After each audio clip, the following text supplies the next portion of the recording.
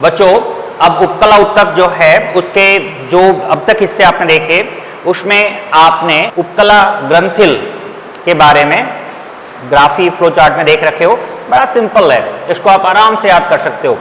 ग्रंथि मतलब क्या? जिसमें ग्रंथियां हो और या तो घनाकार होगा या स्तंभकार होगा सरल उत्तक के रूप में। तो घनाकार या स्तंभकार कोशिकाओं में अगर कोई स्रवन करने की क्षमता होती है, उसमें किसी प्रकार के पदार्थ स्रावित होता है तो वो ग्रंथि कहलाता है। ये एक कोशिका का हो सकता है या बहुकोशिका का हो सकता है। इसी आधार पर इसे उपकला ग्रंथिल कहते हैं। अब देखो, स्तंभाकार या घनाकार कोशिकाओं में स्रवन के आधार पर उपकला ग्रंथिल कहते हैं। यानी उपकला ग्रंथिल किसके आधार पर कहते हैं? स्रावी पदार्थ के आधार पर, जिसके पदार्थ के स्रवन होते हैं। और या तो स्तंभाकार होगा या घनाकार होगा, इनमें से ही किसी कोशिकीय संरचना के अंदर वो ग्रंथि पाया जाएगा।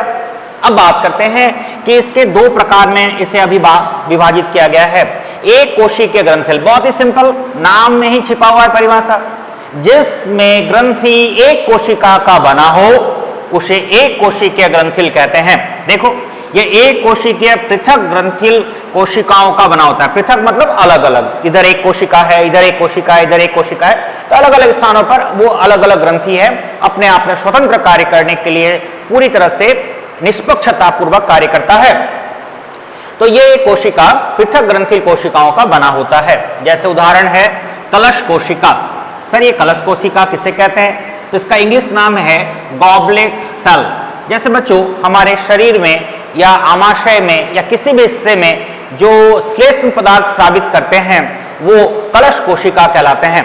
इसके द्वारा विशेष प्रकार का चिपचिपा द्रव्य स्रावित होता है। मान लो कि आमाशय में स्रावित हो रहा है, तो आमाशय में जो HCl है उस HCl के दुष्प्रभाव से आमाशय को बचा लेता है। क्योंकि कोई आदमी किसी पदार्थ के भोजन ग्रहण कर जब आमाशय में जाता है तो आमाशय के जो हाइड्रोक्लोरिक अम्ल होते हैं HCl, वो उस भोजन के साथ क्रिया करके उसके एंजाइमों को भी सक्रिय करते हैं पचाने के लिए और उसमें सरल रूप में परिवर्तित भी करते हैं। लेकिन उसके पास इतना हार्ड HCl होता है, जो आमाशय का जो HCl होता है उसका जो pH होता है, आमाशय के HCl, जैसे मान लीजिए कहीं पर मैं बात कर रहा हूँ आमाशय, तो हमारे आमाशय में जो HCl है इसका pH यानी पावर ऑफ हाइड्रोजन, इसका पूरा फॉर्म होता है और ये जो pH होता है वो 1.8 होता है। सोचो कितना ज़्यादा अम्लीय है। इतना ज़्यादा अम्लीय होगा तो किसी भी चीज़ को गला सकता है। कोई इंसान या किसी प्रकार के प्राणी मीट भी खाते हैं तो वो आमाशय में जाके पच जाता है, इतनी क्षमता है इसके पास। तो ये आमाशय जैसे हमारे पास है, उस आमाशय को भी तो ये पचा सकता है। जैसे हमारे आमाशय है और इस आमाशय में से HCl निकल रहा है तो इसमें आने वाले भोजन को ये पचा रहा है, तो आमाशय को भी तो पचा सकता है। समझ रहे हो बात? तो आमाशय को कैसे बचाए? तो इसके पास ये कलश कोशिका इनके दीवारों पे पाए जाते हैं। कलश कोशिका एक विशेष प्रकार का श्लेष्म पदार्थ स्रावित करता है, चिपचिपा पदार्थ, और ये श्लेष्म पदार्थ इसको यहाँ जो भी HCl है इसके दुष्प्रभाव से बचा लेता है। ये HCl बनते रहते हैं और इसमें अम्ल और क्षार के बीच में क्रिया होता है और ये नष्ट हो जाता है। इस प्रकार के क्रियाकलाप ये आमाशय में होता है। ऐसे हमारे त्वचा के ऊपर किसी प्रकार के जीवाणु, विषाणु या किसी प्रकार के हानिकारक पदार्थ अगर चिपक भी जाए तो उसको इतना पावर नहीं है कि वो हमारे त्वचा के अंदर प्रवेश कर जाए, क्योंकि त्वचा में भी कलश कोशिकाएं मौजूद है और त्वचा भी मल्टीलेयर, बहु आवरण के बने होते हैं। ये बात आप जानते हो। तो इस प्रकार से कलश कोशिका बहुत ही महत्वपूर्ण कार्य करते हैं अलग अलग क्षेत्रों में। तो ठीक है, यानी ये था इसमें एक कोशिकीय ग्रंथिल। अब इसका एक चित्र देखो। मैं आपको पहले ही बता चुका हूं कि जो भी सरल कोशिका होता है उसमें आधारी झिल्ली पाए जाते हैं, इसे बेसमेंट झिल्ली भी कहते हैं। और ये जैसे मान लो स्तंभाकार कोशिका के रूप में यहाँ पर दिखाया गया है और इसमें एक कोशिका यहाँ पर है। ये एक कोशिका है, सिंगल कोशिका, लेकिन एक कोशिका होने के बाद भी ये ग्रंथि के रूप में कार्य करता है। हो सकता है कि ये गॉबलेट कोशिका, जैसे कि मैंने अभी कलश कोशिका की बात की थी, वो हो, या और भी तमाम तरह की कोशिका हो।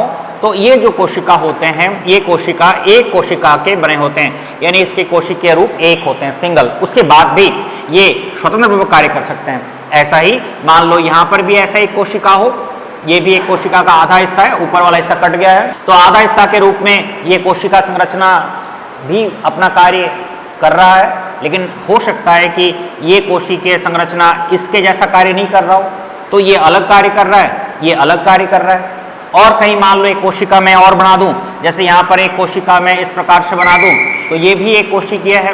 हो सकता है कि एक कोशिका ये अलग प्रकार के द्रव्य स्रावित कर रहे हैं, यानी हमारे शरीर में एक कोशिका के संरचना ग्रंथि का निर्माण करते हैं। ग्रंथि उसे कहते हैं जो किसी प्रकार के पदार्थीय श्रवण के लिए तत्पर हो, कार्यक्षम हो, उसके पास क्षमता मौजूद हो। तो इस प्रकार की एक कोशिकीय क्षमता इसके पास मौजूद है, इसलिए इस प्रकार की ग्रंथियों को एक कोशिकीय ग्रंथि कहते हैं। और ये जो आप देख रहे हो ये स्तंभाकार कोशिकाएं, इसमें पिलर्स है, पिलर की तरह, और केंद्रक नीचे की तरफ, और इसके बीच बीच में पाए जाते हैं, यानी स्तंभाकार में ही और अधिक संरचना की कड़ी के आधार पर एक कोशिकीय रूप होने के कारण इसे एक कोशिकीय ग्रंथिल कोशिका भी कह सकते हो। ऐसा हो सकता है कि घनाकार कोशिका में भी हो, घन के आकार का, उसमें भी ग्रंथि हो। तो ऐसे हमारे शरीर में बहुत सारे ग्रंथियां एक कोशिकीय रूप में अपना पूरा कार्य करने के लिए सक्षम होते हैं। दूसरा देखो, बहुकोशिकीय, परिभाषा में नाम छुपा हुआ है, बहुकोशिकीय यानी एक से अधिक कोशिकीय संरचना। यह बहुत सारे कोशिकाओं के पुंज से बने होते हैं। पुंज मतलब गुच्छे से, ग्रुप से बने होते हैं। और एग्जाम्पल के तौर पे लार ग्रंथि, हमारे मुख में लार ग्रंथियां पाए जाते हैं। मुख में जो बक्कल कैविटी है उसके किनारों पर, और मुख गुहा के किनारों पर वो लार ग्रंथियां होते हैं, और मुख में लार का स्रवण करते हैं। तो लार ग्रंथि जो होते हैं वो बहुकोशिकीय ग्रंथिल रूप में पाए जाते हैं। और उसमें एक छोटा सा चित्र बताया है मैंने। इस चित्र में देखो, ये एक कोशिका है, ये दूसरा कोशिका है, ये तीसरा कोशिका है, ये चौथा कोशिका, ऐसे करते हुए बहुत सारी कोशिकाएं हैं। और ये सारी कोशिकाएं ग्रुप के रूप में, पुंज के रूप में, समूह के रूप में बहुकोशिकीय ग्रंथि का निर्माण करते हैं। और बहुकोशिकीय ग्रंथि ये सब मिलजुल करके एक जैसा कार्य करेगा। इससे जो द्रव्य स्रावित होगा, इससे सबसे एक जैसा द्रव्य स्रावित होगा। जैसे इसमें मैंने कहा था ये अलग करेगा, ये अलग करेगा, ये अलग करेगा, स्वतंत्र रूप में कार्य करेगा, लेकिन ये समूह रूप में कार्य करेगा, मिलजुल कर कार्य करेगा। और इसमें भी आधारी आवरण नीचे की तरफ पाए जाएंगे। तो इस प्रकार से ये बहुकोशिकीय ग्रंथि कहलाते हैं। बच्चों, हमारे पास जो लार ग्रंथि है वो 3 जोड़ी होती हैं। 3 जोड़ी लार ग्रंथि जो होते हैं वो मनुष्य में पाए जाते हैं। मनुष्य में पाए जाते हैं। हमारे पास 3 जोड़ी लार ग्रंथि है। जैसे पहला है पैरोटिड लार ग्रंथि, पैरोटिड लार ग्रंथि। दूसरा सब लिंगुअल लार ग्रंथि, और तीसरा सब मैक्सिलरी, मैक्सिलरी लार ग्रंथि। ये जो 3 लार ग्रंथियां हैं, ये 3 नहीं बल्कि ये अपने आप में एक जोड़ी, ये अपने आप में एक जोड़ी, ये तीसरा जो है ये भी एक जोड़ी, और इस प्रकार से कुल मिलाकर 3 जोड़ी। इसलिए मैंने कहा था कि हमारे पास लार ग्रंथि की संख्या 3 जोड़ी। और जो लार ग्रंथियां हैं, ये तीनों लार ग्रंथियां जो है इसमें नलिका से जुड़ी होती है। जैसे ये लार ग्रंथियां हैं और इस प्रकार से नलिकाओं से जुड़ी होती है। तो ये नलिका होने के कारण इनको अलग से फिर एक्सोक्राइन ग्लैंड यानी बहिस्रावी ग्रंथि भी कहते हैं। तो ये नलिकाओं से जुड़ी होती है और ये ग्रंथियां हैं। आपको जानकर आश्चर्य होगा कि एक स्वस्थ मनुष्य में प्रतिदिन 1 से 1.5 लीटर लार स्रावित होता है। 1 से 1.5 लीटर लार स्रावित होता है, यानी हमारे मुख में से 1 से 1.5 लीटर लार स्रावित होता है हर रोज। और इसमें कई प्रकार के एंजाइम होते हैं, जैसे कि एमाइलेज, जिसको लारिया एमाइलेज कहते हैं। ये स्टार्च को तोड़ता है ग्लूकोज के रूप में, इसको हम कह सकते हैं स्टार्च को तोड़ता है आपके ग्लूकोज, आइसोमाल्टोज, लिमिट डेक्स्ट्रिन इत्यादि रूप में। तो ये सब जो चीज़ें होती हैं इनको आप पाचन तंत्र के टॉपिक में पढ़ोगे, इसीलिए मैंने पहले टिश्यू के टॉपिक को बताया कि ये सभी चीज़ें आपको वहाँ पर और विस्तार पूर्वक बताया जाएगा। तो याद रखिए, ये जो ग्रंथि होती है लार ग्रंथि, ये खुद बहुकोशिकीय के ग्रंथि के रूप में है, और नलिका होगा या नलिका नहीं होगा इसके आधार पर फिर इन ग्रंथियों को दो प्रकारों में और बांटा गया है। तो यहाँ तक समझ में आ गया। तो क्या क्या बताया कि स्तंभाकार या घनाकार कोशिकाओं में स्रवन के आधार पर उपकला ग्रंथिल कहते हैं। इसे दो प्रकारों में बांटा गया है। एक कोशिकीय ग्रंथि जिसमें एक कोशिका हो, स्वतंत्र पूर्वक कार्य करने में सक्षम हो, उसे एक कोशिकीय ग्रंथि कहते हैं। ये एक कोशिकीय पृथक ग्रंथिल कोशिकाओं का बना होता है, एग्जाम्पल के रूप में क्लश कोशिकाएं। दूसरा मैंने आपको बताया कि बहुकोशिकीय ग्रंथि ये बहुत सारी कोशिकाओं से मिलकर बना होगा, लार ग्रंथि का रूप। तो जो मैंने यहाँ पर इसके बारे में बताया ये इसी का हिस्सा है। 3 प्रकार के लार ग्रंथि आपके पास है, 3 जोड़ी के रूप में, और 1 से 1.5 लीटर लार प्रतिदिन स्रावित हो सकता है। तो ये कहानी इधर वाले नीचे वाले हिस्से के लिए। तो यहाँ तक क्लियर। ये चित्र बहुकोशिकीय का है। अब देखो ग्रंथि के आधार पर इनको फिर और आगे बांटा गया है, स्रावन और ग्रंथि के आधार पर। स्रावन के आधार पर इसे 2 प्रकारों में बांटा गया है, बहिस्रावी ग्रंथि और अंतस्रावी। इसको मैं एक बार पहले भी परिभाषा लिखा चुका हूं कि क्या जानते हो परिभाषा, नलिका उपस्थित, अगर नलिका उपस्थित होगा और इसके द्वारा स्रवन होगा तो इस प्रकार के ग्रंथियों को बहिस्रावी ग्रंथि कहते हैं। जैसे इसमें अभी आपको मैंने बताया था कि बहुत सारे ग्रंथियां होती है जिसमें नलिकाएं पाई जाती है, नलिका होगा तो इन्हें बहिस्रावी के रूप में कहेंगे। यहाँ पर कुछ उदाहरण लिखा है, जैसे श्लेष्मा। श्लेष्मा जो होती है ये झिल्ली का भी निर्माण कर सकती है और श्लेष्म तरल पदार्थ भी होता है, चिपचिपा, जिसे म्यूकस कहते हैं। तो ये बहिस्रावी के रूप में निकलते हैं नलिकाओं के द्वारा। लार, तो लार भी मैंने कहा नलिकाओं के द्वारा निकल रहा है, तो लार का स्रवन नलिकाओं के द्वारा होता है, इसलिए बहिस्रावी। कर्णमोम, ये जो हमारे कान है, कान में जो बाह्य कर्ण होता है, बाह्य कर्ण जो क्षेत्र होता है, तो आप ऐसा देखो और ये मान लो बाह्य कर्ण और यहाँ पर कान का पर्दा है, तो ये जो बाह्य कर्ण होता है इसके ऊपर एक विशेष प्रकार का सेरोमिनस मेम्ब्रेन होते हैं, आवरण, और यहाँ से मोम निकलता रहता है।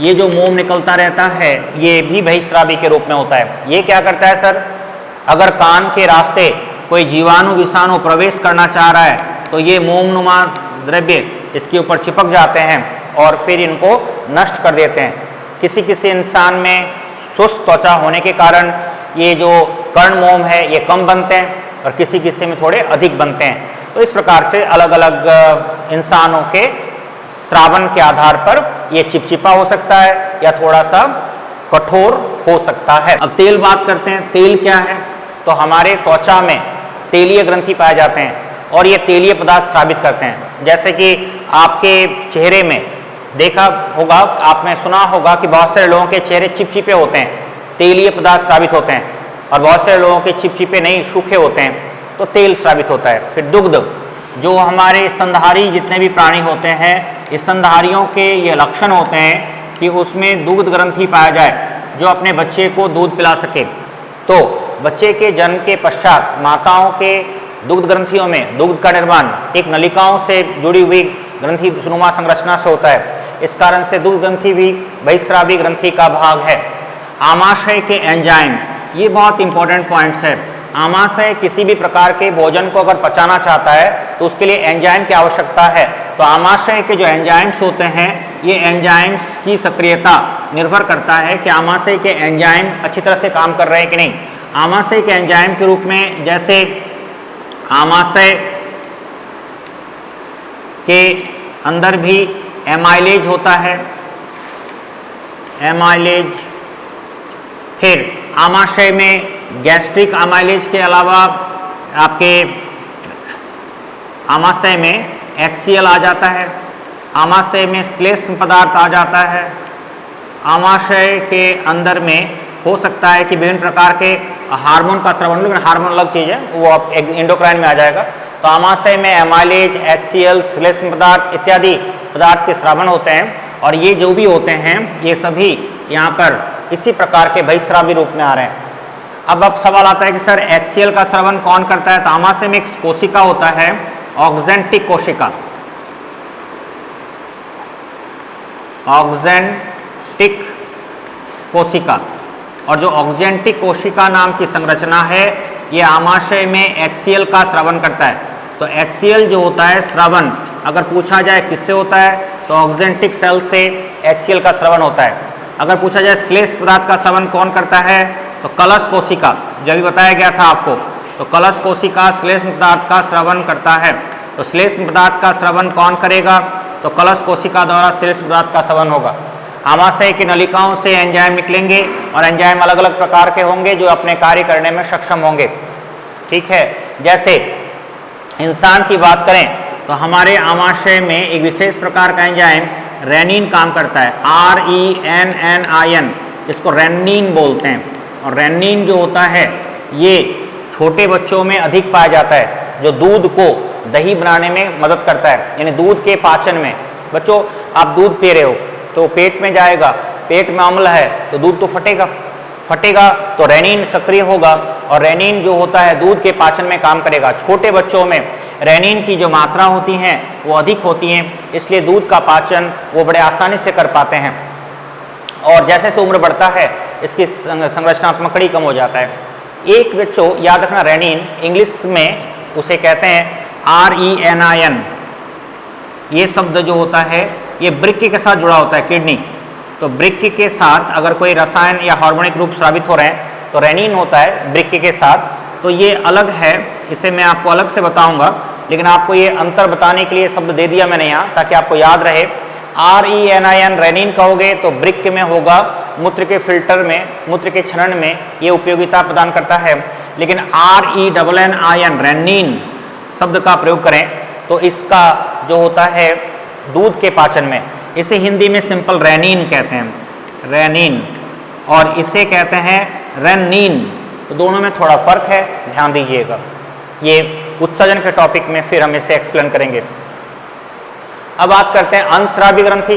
तो आप तो जानते हो अंतस्रावी का मतलब नलिका विहीन, इसमें नलिका नहीं होगा। तो नलिका विहीन जो ग्रंथि होता है उसी ग्रंथि को अंतस्रावी ग्रंथि कहते हैं। मैं बता चुका हूँ, बोलो इन ग्रंथियों से क्या स्रावित होगा रासायनिक रूप में। तो इनका जो रासायनिक रूप में श्रवण होता है, इनमें श्रवण होगा किस चीज का तो हार्मोन का। यहाँ से अलग अलग प्रकार के हार्मोन स्रावित होते हैं और हार्मोन जो होते हैं वो अलग अलग समय में अलग अलग मात्रात्मक रूप में स्रावित होते हैं। जैसे मैं कुछ ग्रंथियों का नाम लिखा हूँ, पीयूष ग्रंथि, थायराइड ग्रंथि इत्यादि। हमारे पास ऐसे बहुत सारे अंतस्रावी ग्रंथि है। अगर मैं यहाँ से बात करूँ तो हाइपोथैलेमस है, पीनियल ग्रंथि है, पीयूष ग्रंथि है, थायराइड ग्रंथि है, इसी के ऊपर पैराथायराइड ग्रंथि है, यहाँ पर थाइमस ग्रंथि है, वृक्क के ऊपर अधिवृक्क ग्रंथि है, और वृषण मेल में और फीमेल में अंडाशय। इस प्रकार से कई प्रकार के ग्रंथि होते हैं और कई टेम्पोररी अस्थायी रूप में भी कार्य करते हैं। आज आप सभी बच्चे वृद्धि अवस्था में हो, क्यों हो? क्योंकि पीयूष ग्रंथि द्वारा वृद्धि हार्मोन स्रावित हो रहा है, और जब तक वृद्धि हार्मोन स्रावित होगा तब तक आपके शरीर के कोशिकाओं में अत्यधिक वृद्धि दर्ज होगा और आप लंबाई में, आपके बोन्स की लंबाई, आपके उपास्थि की लंबाई, सबकी लंबाई बढ़ेगा। तो ये वृद्धि हार्मोन अपना कार्य करेगा। इसी प्रकार से थायराइड ग्रंथि जो होता है ये आयोडीन के प्रति बहुत ज़्यादा सक्रिय होता है। तो हमारे को आयोडीन चाहिए होता है, और आयोडीन अगर आप हर रोज सही मात्रा में खा रहे हो तो आपके इसके द्वारा थायरॉक्सिन हार्मोन स्रावित होगा, और थायरॉक्सिन जो हार्मोन है वो भी आपके शरीर के लिए बहुत कारगर है, थायरॉक्सिन। और थायरॉक्सिन जो हार्मोन होगा ये आपके ऊर्जा प्रदायी, ऊर्जा देने वाला, सक्रियता प्रदान करने वाला हार्मोन होगा, और आपको ऊर्जा प्रदान करेगा थायरॉक्सिन हार्मोन के रूप में, आपके सक्रियता प्रदान करेगा, आपके मस्तिष्क का विकास करेगा, और आपके ब्रेन में जो भी कार्य क्षमता होती है उसको तत्परता प्रदान करेगा। इतना काम है आयोडीन का। अगर कोई गर्भवती महिला जब वो गर्भवती रहती है उस समय अगर आयोडीन वो थोड़ा बहुत भी लेती है तो उसके बच्चे के ब्रेन का विकास बहुत अच्छा होता है। और हम सबको भी हर रोज एक निश्चित मात्रा में आयोडीन लेना चाहिए। अगर हम आयोडीन एक निश्चित मात्रा में लेते हैं तो आयोडीन के कारण थायरॉक्सिन का सही मात्रा में निर्माण होगा। हाँ बच्चों, अब दूसरा जो ऊतक है संयुक्त उपकला उत्तक, क्योंकि मैंने बताया था जो उपकला उत्तक है इसे दो भागों में बांटा गया है, सरल उपकला उत्तक और संयुक्त उपकला उत्तक। तो अब मैं बात करता हूं संयुक्त उपकला उत्तक की। मैं इसका परिभाषा एक बार बता चुका हूं, दोबारा लिख रहा हूं। और यहां लिखा हुआ है कि ये दो या दो से अधिक स्तरों का बना होता है, यानी जिसमें दो या दो से अधिक स्तर हों उसे ही संयुक्त उपकला उत्तक कहते हैं। इसका कार्य होता है श्रवण करना किसी पदार्थ का या अवशोषण करना किसी पदार्थ का। जो आवश्यक पदार्थ है हमारे शरीर में उनका अवशोषण करते हैं। जैसे आपने भोजन लिया, उसका पाचन हो गया, फिर पचे हुए पदार्थों का शरीर में छोटी आंत अवशोषण करेगा, तो वहां पर संयुक्त उपकला उत्तक पाए जाएंगे। यांत्रिक प्रतिबलों से रक्षा करता है। किसको रक्षा करेगा? अंग तंत्रों को। किसी प्रकार का दाब पड़ गया, किसी प्रकार का चोट लग गया, किसी प्रकार का वह आघात, तो इन सभी से जो यांत्रिक प्रतिबल होगा उनसे आपको रक्षा करेगा। आपके शरीर में रसायनों के प्रति ये सक्रियता उत्पन्न करेगा और रसायनों के कार्य को तो सही होने देगा, लेकिन कार्य के आधार पर जो हानिकारक प्रभाव उत्पन्न होगा उनसे अंगों को बचा लेगा। अब ये कहाँ कहाँ पाए जाते हैं? तो त्वचा के शुष्क सतह पर। मैं कई बार कह चुका हूं कि हमारे त्वचा जो होते हैं ये 5 से अधिक आवरण के बने होते हैं, और इन आवरणों का जो शुष्क स्तर है सबसे ऊपर का, ये स्तर संयुक्त उपकला उत्तक के रूप में बना होगा, और संयुक्त उपकला उत्तक के होने के कारण ये कई आवरणों के बने होते हैं। मुख गुहा के नम स्तर पर, जैसे आपकी मुख गुहा है तो जहां पर आपको नम स्तर एहसास होता है उसमें भी कई आवरण होते हैं, और ये आवरण तो हर पल टूटते रहते हैं और बनते रहते हैं। कभी देखना आपके मुंह के अंदर में जो ऊपर का हिस्सा है या गाल वाला हिस्सा है, इसमें से कुछ कोशिकाएं टूट जाते हैं या कुछ छिल जाते हैं, तो वो भी आपके जो है जिसको हम एक शारीरिक प्रोटीन कहते हैं, और ये आंतरिक प्रोटीन है जो पाचन की क्रिया में भाग ले लेता है और पच भी जाता है आमाशय में जाकर, फिर नई कोशिकाएं गाल में बन भी जाते हैं। तो ये कोशिकाएं टूटते बनते रहते हैं। ग्रसनी, जो हमारा ग्रसनी का क्षेत्र है, वहाँ भी कई आवरणों से बने होते हैं। अग्नाशय की वाहिनियों में भीतरी स्तर को ढकता है। तो अग्नाशय की जो वाहिनी होती है, तो अग्नाशय जो होता है, जैसे मान लो बच्चों ये हमारा अग्नाशय है, और ये जो अग्नाशय है, इस अग्नाशय में दो मुख्य वाहिनियां हैं। एक जो यहाँ आंतरिक रूप में आ रहा है, और आने के बाद एक यहाँ से ऐसे जुड़ा हुआ है, और ये बाहर निकलते समय एक ऐसा नलिका बना रहा है, ऐसा। तो बच्चों ये हमारा अग्नाशय है, और अग्नाशय का ये नलिका है, और ये जो नलिका है ये इसका मुख्य नलिका है, ये इसका मुख्य नलिका है। और देखो एक यहाँ इसकी सहायक नलिका भी है अग्नाशय में, एक इसमें सहायक नलिका भी मौजूद है। तो इस प्रकार से अग्नाशय की वाहिनियों में भीतरी सतह पर ये जो नलिकाएं होती है उनको सुरक्षा प्रदान करता है। अब देखो नीट में क्वेश्चन कैसे आते हैं। ये जो सवाल हो गया यहाँ लिखा हुआ है एनसीईआरटी किताब के अनुरूप।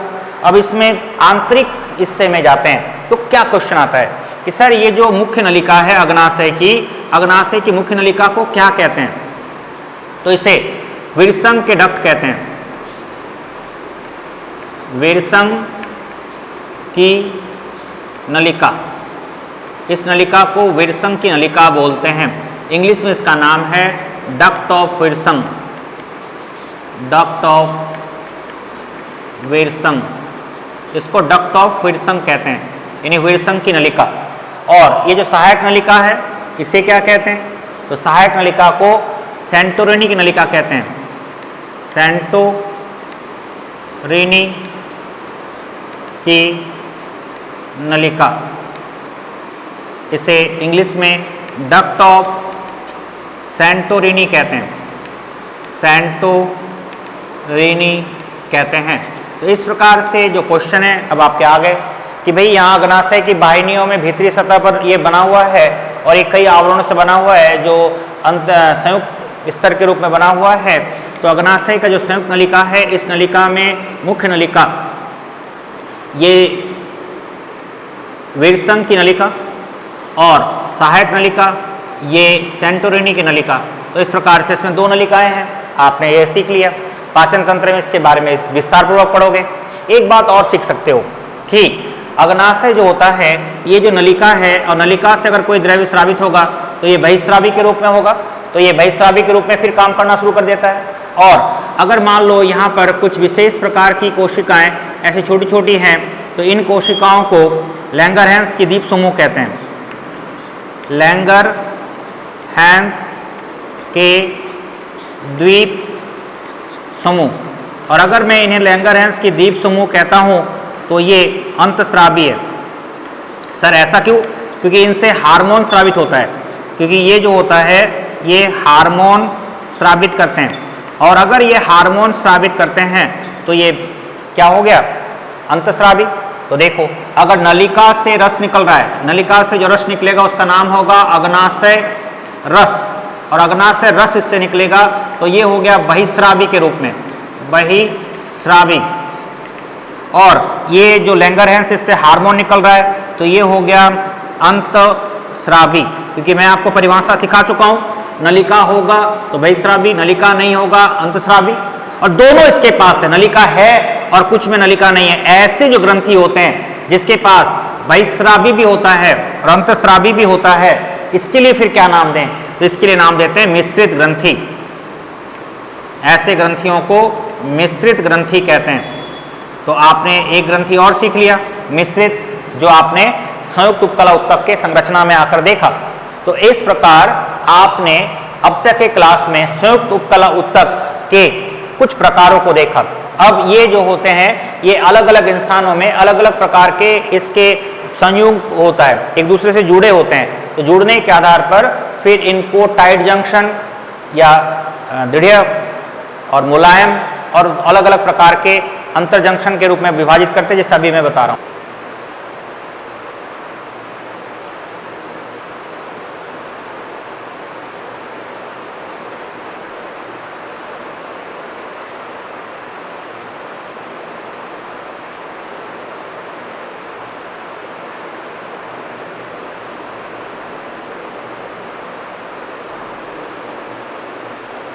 हाँ बच्चों, अब जो है इसमें संयुक्त उपकला और अन्य उत्तकों के जो प्रकार हैं संधि के आधार पर, उसको मैं यहाँ दिखा रहा हूँ। तो सामान्य मैंने उपकला और अन्य उत्तकों की बात किया हूँ, यहाँ पर वास्तविक रूप से संयुक्त उपकला और अन्य उत्तकों के जो संधि होते हैं उसको, तीन प्रकार की संधि है, दृढ़ संधि, आसंजी संधि और अंतराली संधि। इंग्लिश में दृढ़ संधि को टाइट जंक्शन कहते हैं, आसंजी को एडहियरिंग जंक्शन कहते हैं और अंतराली को गैप जंक्शन कहते हैं। इस प्रकार के तीनों को तीन अलग अलग जंक्शंस में डिवाइड किया गया है। अब दृढ़ संधि, ये जो टाइट मजबूती से जुड़ा होता है, तो इसमें जो जब बहुत ज़्यादा पास कोशिकाएं होंगे और मजबूती से जुड़ा होगा, तो किसी भी अंग के अंदर कोई भी द्रव्य या पदार्थ होगा तो बाहर उसका रिसाव नहीं होगा। तो इन पदार्थों के उत्तकों से बाहर निकलने से रोकता है। अगर कोई भी पदार्थ हो, जैसे मान लो कि मैं यहाँ पर एक हृदय बना रहा हूँ और इस हृदय के आंतरिक आवरण में बहुत पास कोशिकाएं हैं। मानता हूँ कि हृदय में तीन प्रकार के पेशियां हैं, ये मस्कुलर टिश्यू है, ये पेशी उत्तक है, लेकिन इसमें इस प्रकार के दृढ़ संधि आंतरिक रूप में अगर है तो क्या इसमें से रक्त नलिकाओं के अलावा इधर उधर से निकल सकता है? सवाल ही नहीं। केवल नलिकाओं से, धमनियों के द्वारा, शिराओं के द्वारा ये रक्त आएगा या जाएगा, लेकिन इसके अंदर बाहर से, किनारों से, दीवारों से निकल नहीं सकता। जैसे हमारे आँखों में कचाप द्रव्य और तेजोजल है, लेकिन उसके अंदर में विशेष आवरण है, तो आँखों को दाबने पर भी वो द्रव्य बाहर नहीं आते हैं, क्योंकि उसको विशेष प्रकार के पदार्थों ने चारों तरफ से उत्तकीय आवरण से घेर रखा है और इस पदार्थों के उत्तकों के बाहर निकलने से रोकता है। तो इसे टाइट जंक्शन कहते हैं। ये हमारे शरीर के तमाम अंग तंत्रों में होगा। दूसरा, आसंजी संधि, ये क्या करता है? पड़ोसी कोशिकाओं को एक दूसरे से जोड़ता है। जैसे ये एक कोशिका है और इससे दूर थोड़ा एक कोशिका, मतलब ये थोड़ा ढीला ढाला है, लेकिन ढीला ढाला होने पर भी ये जो कोशिका है और इस कोशिका में जो भी पदार्थ है वो इस कोशिका को या इसका पदार्थ इसको ये अपने आप विशेष आवश्यकता अनुरूप प्रदान कर सकता है।